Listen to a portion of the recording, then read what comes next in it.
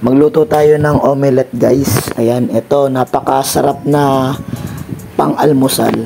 Pwede rin itong gawing baon, ayan, sa mga may estudyante dyan or sa mga papasok sa opisina.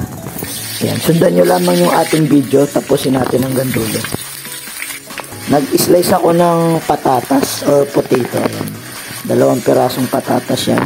Slice lang natin into dice shape. Tapos prituin natin hanggang mag golden brown yung kulay ng ating patatas.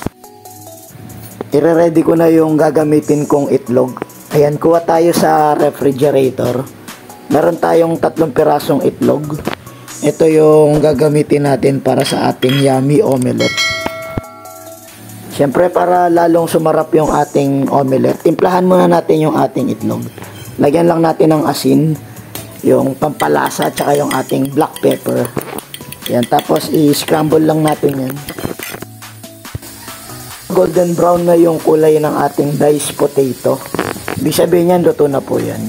Ito, next na natin ilagay yung ating onions, tsaka yung ating tomato.